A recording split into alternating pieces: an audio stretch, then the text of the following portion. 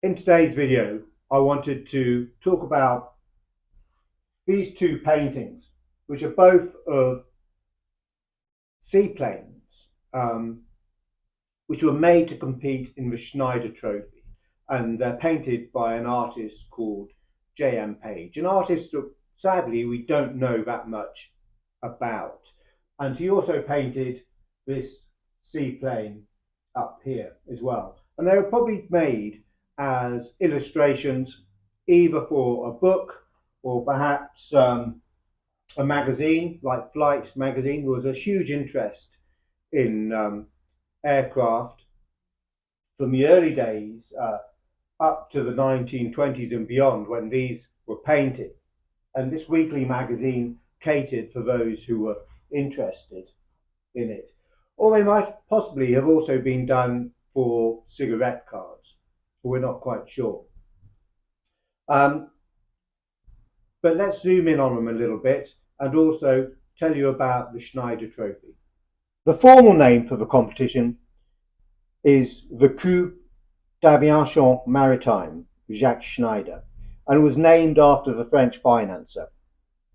He was a balloonist and an aircraft enthusiast who put up a prize of approximately £1,000, which would equate to around about £145,000 in today's money, for a competition to determine the fastest seaplane.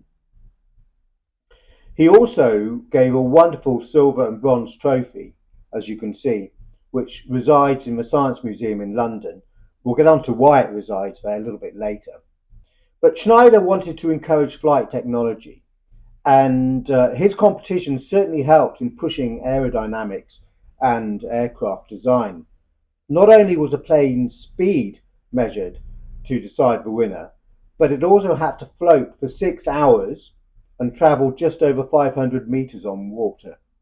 So the first competition was in 1913, and the French, who were very strong in aircraft design from the early days, won it. They were followed by the British in 1914.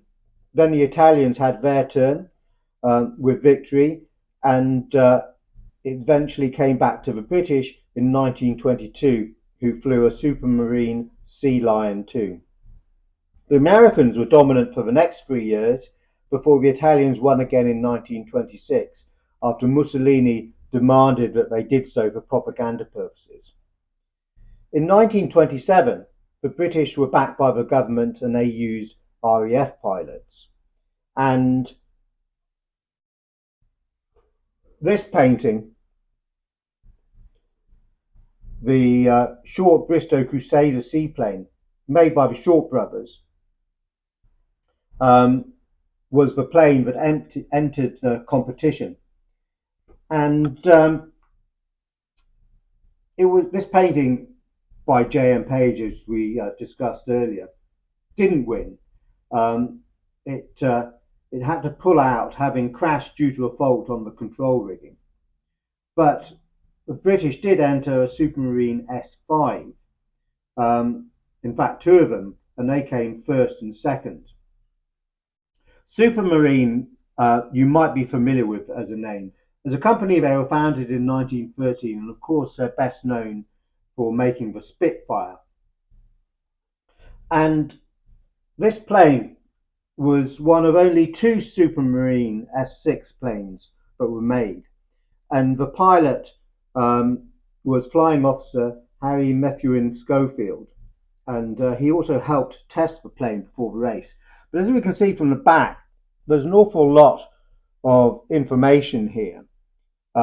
We've got the title of the plane and the date, 1927, 800 horsepower, span 26 foot, length 25 foot, weight 1,930 pounds. And there you've got the pilot's name, Schofield, and where the painting was done, which is Rochester.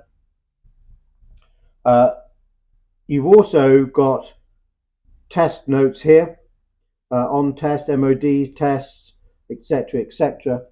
And some printer's notes here, or publisher's notes. It says, reduced by half. So there you go. I mean, often the backs of paintings are just as interesting as the fronts.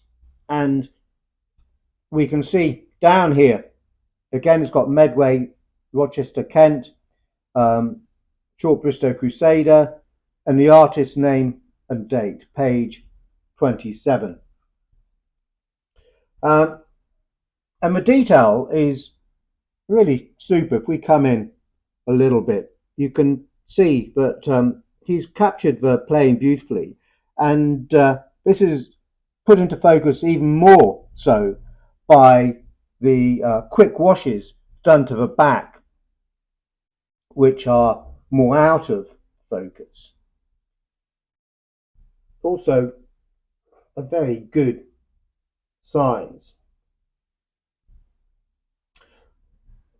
From that point, the race went biannually, just to give manufacturers more time to develop their planes.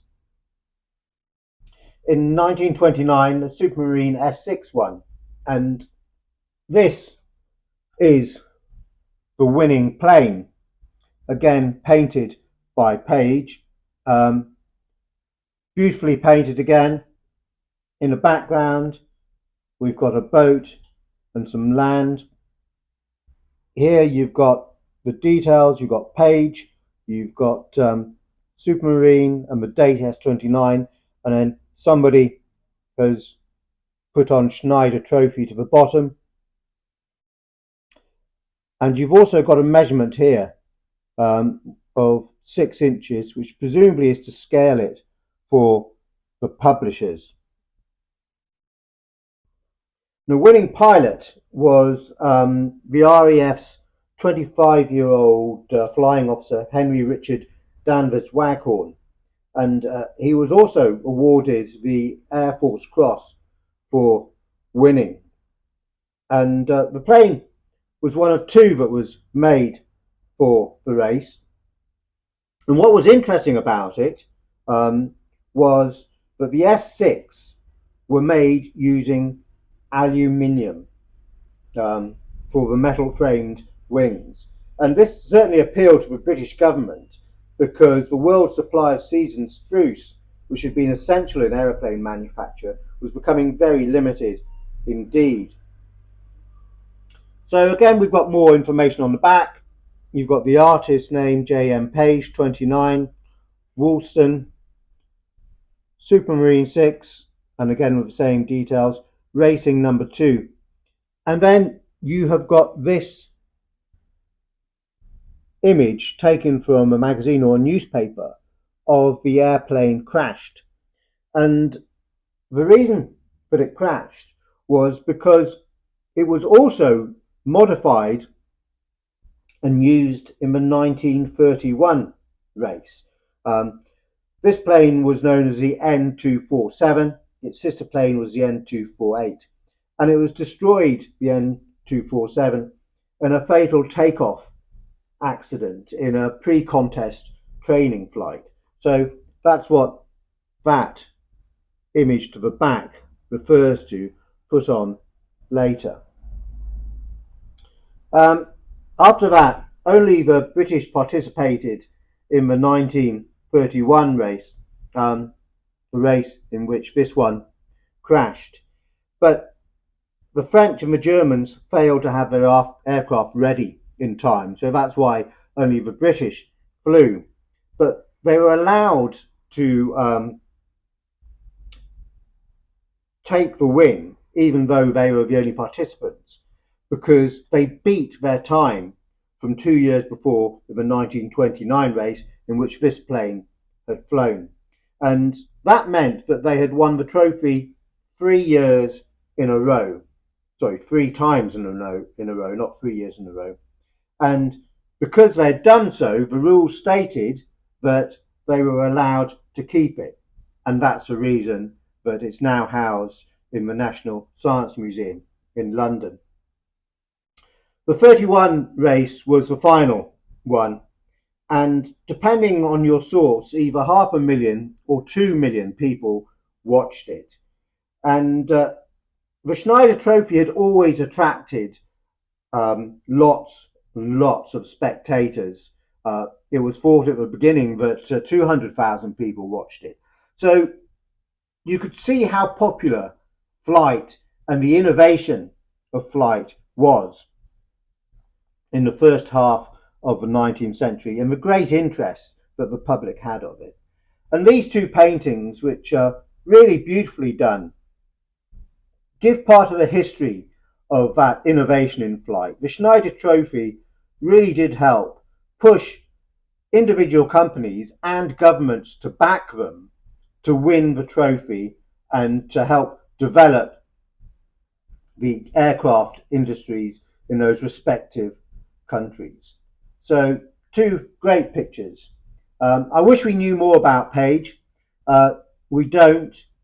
Since my first video on a series of these illustrations that we have, a viewer did contact me, and he has some paintings that he believes are by the same artist, and we're hoping for some more information on that. So who knows, hopefully with time we may learn more about J.M. Page. What little we do know about him you can read on our website under Makers, and you can also see these two images along with more photographs of the back and long descriptions.